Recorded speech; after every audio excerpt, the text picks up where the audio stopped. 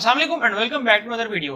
Guys, आज की video के अंदर हम लोग एप्पल के इवेंट को डिस्कस करने वाले हैं, जिसके अंदर एप्पल ने अपने लेटेस्ट आईफोन 17 सीरीज का लाइनअप को पूरे को लॉन्च कर दिया है। इसी के साथ उन्होंने अपने एयरपॉड्स और एप्पल वॉच को भी लॉन्च किया है, लेकिन हम उनको नहीं, सिर्फ एप्पल के मोबाइल फोन्स को डिस्कस करेंगे जो कि अभी एप्पल ने बिल्कुल रिसेंटली लॉन्च किए हैं। तो बगैर टाइम वेस्ट के शुरू करते हैं आज की वीडियो को। So let's start.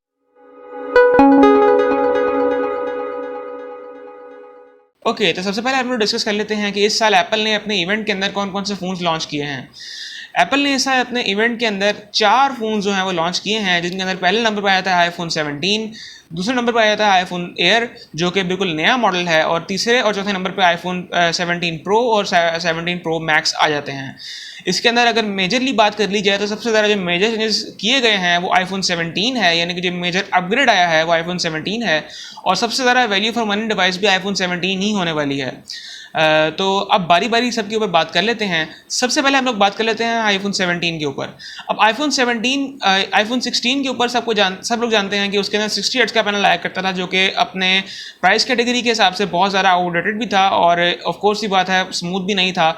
इस साल एप्पल ने ये काम ख़त्म कर दिया है। इस साल एप्पल ने आईफोन 17 के अंदर 120 हर्ट्ज का प्रो मोशन डिस्प्ले इंट्रोड्यूस कर दिया है, जो कि अडाप्टिव डिस्प्ले होगा, यानी कि 1 हर्ट्ज से लेकर 120 हर्ट्ज तक जो है वो जा सकेगा। इसी के साथ साथ एप्पल ने पीक ब्राइटनेस भी इंक्रीज़ की है, जो कि अब 3000 निट्स हो गई है।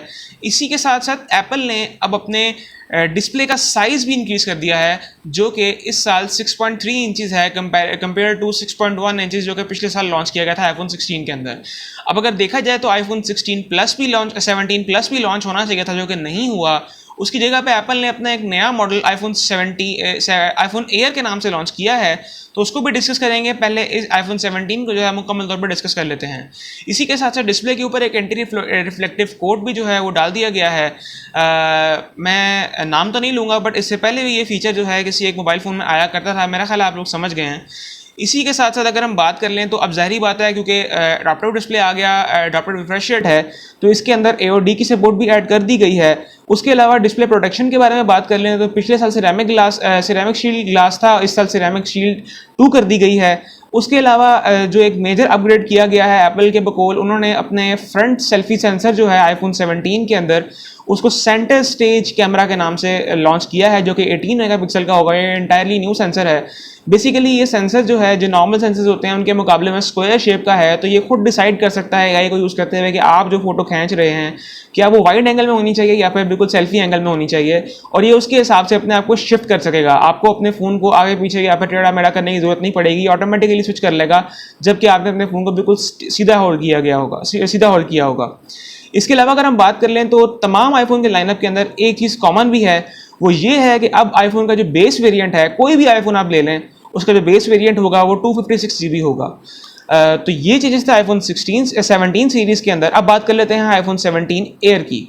आईफोन एयर के ऊपर ये एक एप्पल ने नई चीज़ किया है कि एप्पल ने इसके नाम में 17 को हटाकर डायरेक्टली एयर डाला है, यानी कि आईफोन एयर नाम रखा गया है इस मॉडल का। सबसे पहले जो इसकी एक हाईलाइटिंग फीचर है वो इसकी थिकनेस है कि मोबाइल कितना थिक है।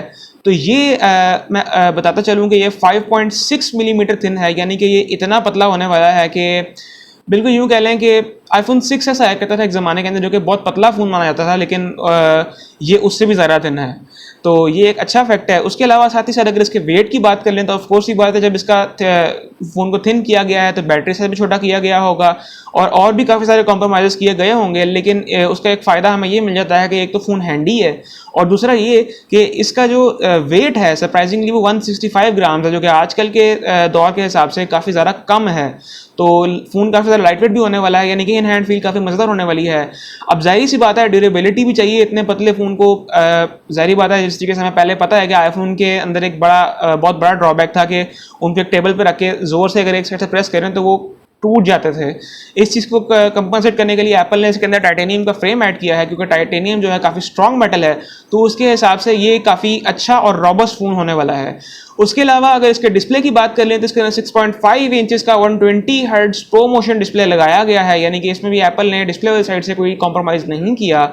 AOD की सपोर्ट इसमें मौजूद है, 3000 निट्स की पीक ब्राइटनेस है, सिरेमिक शील्ड 2 इसमें भी डाल दी गई है। और इसके अलावा जिसमें एक ड्रॉबैक है वो ये आया है कि इसके अंदर जितने भी वेरिएंट्स पूरी दुनिया के अंदर जिस मर्जी कंट्री में लॉन्च हो रहा हो, सिर्फ ई सिम के ऊपर आने वाला है, फिजिकल सिम की इसके अंदर सपोर्ट मौजूद नहीं है।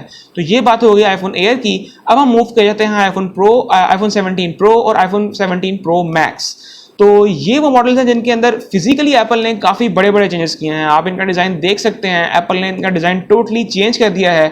हाँ, एक एप्पल ने स्टेप बैक लिया है। एप्पल पहले एल्यूमिनियम से टाइटेनियम पे गया था, बट अभी स्टेनलेस स्टील से एल्यूमिनियम पे टाइटेनियम पे गया था, बट अभी रिसेंटली वो जब भी रिसेंट उनके आईफोन्स आए हैं, इनमें वापस वो एल्यूमिनियम पे आ गया है। और इसकी रीज़न एप्पल ने ये बताई है कि एप्पल जो एल्यूमिनियम है वो काफ़ी अच्छी हीट डिसिपेशन कर सकता है। फर्स्ट टाइम हुआ है कि एप्पल ने अपने फ़ोन्स के अंदर वेपर चैम्बर इंक्लूड किया है आईफोन 17 प्रो और प्रो मैक्स सीरीज़ के अंदर।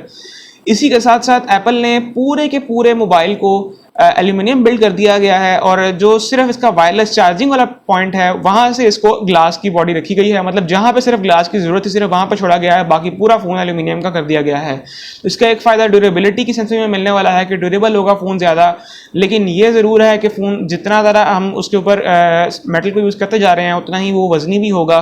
तो यस, ये एक ड्रॉबैक इसका होने वाला है। इसी के साथ अगर हम बैटरी की बात कर लें तो इस साल एप्पल ने बैटरी में एक चेंज किया है, मतलब बैटरी को इंक्रीज़ कर दिया गया है।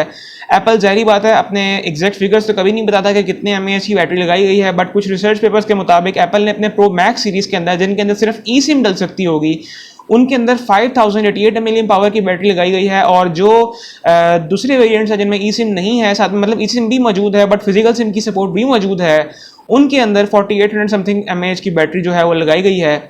इसी के साथ अगर हम नॉन प्रो की बात प्रो की बात कर लें, प्रो मैक्स की बात छोड़ के प्रो की बात कर लें, तो उसमें 4250 mAh की बैटरी जो है वो लगाई गई है। ये फिगर्स कंफर्म नहीं है, बट कुछ रिसर्च पेपर्स अकॉर्डिंगली मैंने जो देखा है इंटरनेट के ऊपर वो मैंने आपको बता दिया है।